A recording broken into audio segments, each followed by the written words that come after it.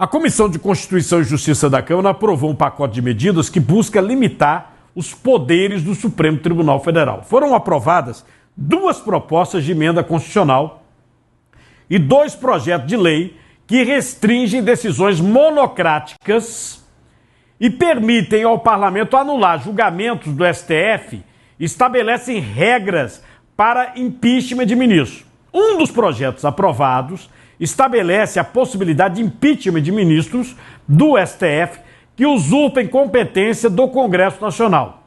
O texto foi aprovado por 36 votos a 12. É do deputado Alfredo Gaspar, do União de Alagoas. Projeto de lei 4754/16, do deputado Sóstenes Cavalcante, do PL do Rio. Veja comigo crimes de responsabilidade dos ministros que estão exatamente nesse texto, tá? Aqui, ó. Usurpar mediante decisão, sentença, voto, acordo, interpretação analógica as competências do Poder Legislativo, criando norma geral abstrata de competência do Congresso Nacional, valer-se de suas prerrogativas a fim de beneficiar indevidamente a si ou a terceiros. Isso aqui é uma bronca. Você sabe que tem um bocado de ministro que tem mulher com escritório de advocacia, entendeu? Tem até um caso famoso agora, né? De uma multa bilionária anulada e a esposa do ministro do 9, Excelência, a esposa do ministro do escritório que fez a petição, né? Divulgar opinião em meio de comunicação sobre processos pendentes, julgamentos. Exigir, solicitar, receber, aceitar promessa de vantagem devida. Violar mediante decisão, sentença, voto, acordo, interpretação analógica, a imunidade parlamentar. Isso aqui, meu amigo, não valeu. O negócio da imunidade. O cara, no Brasil, o deputado sempre teve o direito de falar.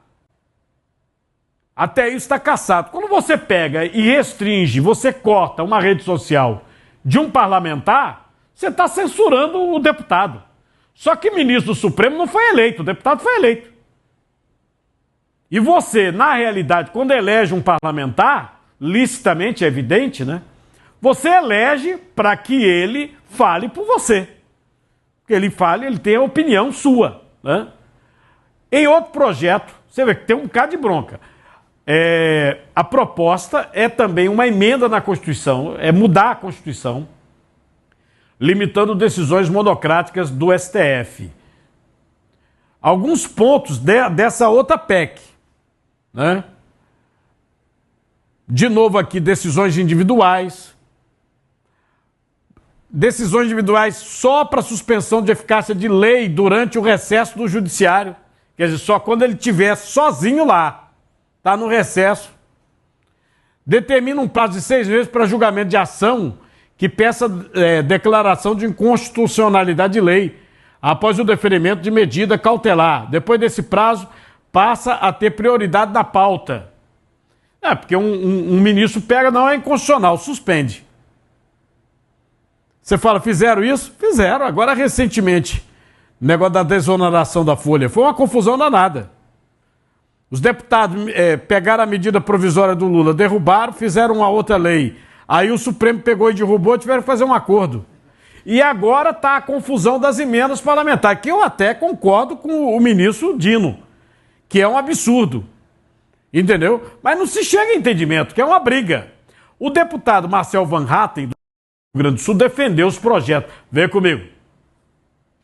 A aprovação da PEC 8 é um passo para devolver poder ao mandato parlamentar. Não faz sentido nós aprovarmos uma lei na Câmara, no Senado, depois eventualmente ser vetada pelo presidente, que é uma faculdade que lhe cabe, o veto ser derrubado pelo parlamento e um ministro do Supremo Tribunal Federal sozinho, depois de passar todo esse trâmite legislativo, decidir por uma decisão monocrática, sozinho, repito, que essa lei não vai. Mas na sessão, os deputados da base governista, embora não conseguiram derrubar. Isso passou, viu, no voto, passou no voto. Mas os parlamentares da base governista criticaram. Vê comigo, ó, deputado Chico Alencar, acompanha. O judiciário precisa de reforma? Precisa. Tem, às vezes, discricionalidade, autoritarismo em decisões judiciárias de qualquer instância? Tem. Agora, isso exige um debate, exige audiência pública. Eu gostaria de ver ministros do STF aqui discutindo conosco. Eu acho que os ministros, inclusive o pessoal levar um arsenal para mostrar para os ministros o que eles andam fazendo, o que eles andam falando. Se isso é correto, se é posição de ministro. Eu não vou questionar a decisão judicial. A decisão judicial você cumpre. Tem conversa, isso aí é a lei, né? E você tem que falar dentro do processo. Mas não pode ter arbitrariedade, como nós temos visto ultimamente. Qualquer advogado, promotor, se ele for na base legal, ele vai dizer para você, e eu tenho mostrado alguns advogados aqui, né, falando sobre isso. Advogados, criminalistas, constitucionalistas, eu botei aqui o ex-deputado, ex-senador, o Piauilino, né, falando sobre isso. Botei o doutor Célio Avelino, ontem mesmo falou sobre isso. Né? Não existe essa coisa mesmo do ministro pegar, abrir um inquérito. Ele abriu um inquérito. Não pode. Não, tá errado. E o inquérito dura 6 anos. Tá já há 6 anos a tal da fake news. E não acaba.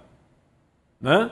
E o ministro Barroso, que é hoje o presidente do Supremo, com essa aprovação, falou sobre esses projetos, me dá as telas aqui, que limitam realmente.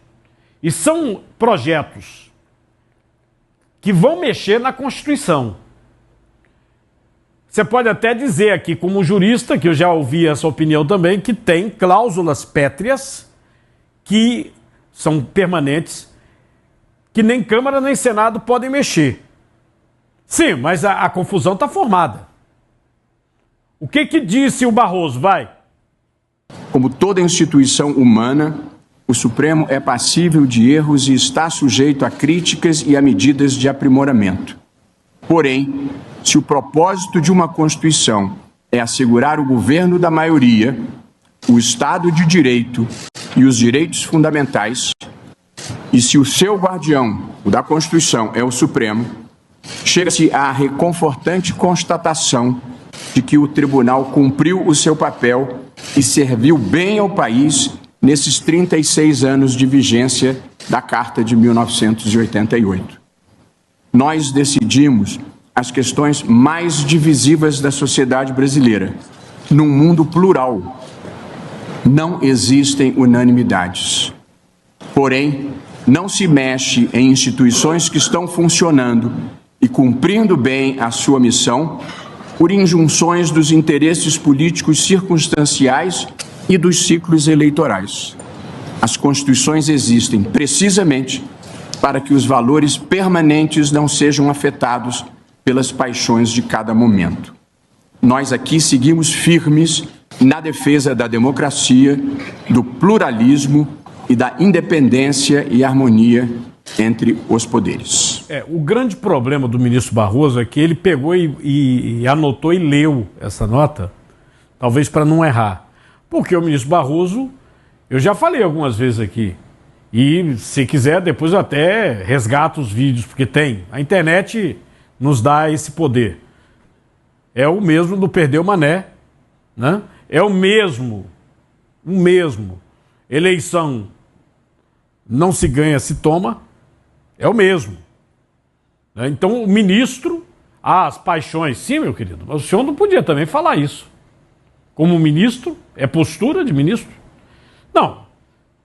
Eu vou mostrar um outro momento, porque o Perdeu Mané é conhecido de todo mundo. Eleição não se ganha, se toma, todo mundo conhece. Talvez vocês que estão assistindo tenham esquecido desse outro grande momento do ministro. Vê. Porque essa é a democracia que nós conquistamos. Nós derrotamos a censura, nós derrotamos a tortura, nós derrotamos o bolsonarismo. Já enfrentei a ditadura e já enfrentei o bolsonarismo.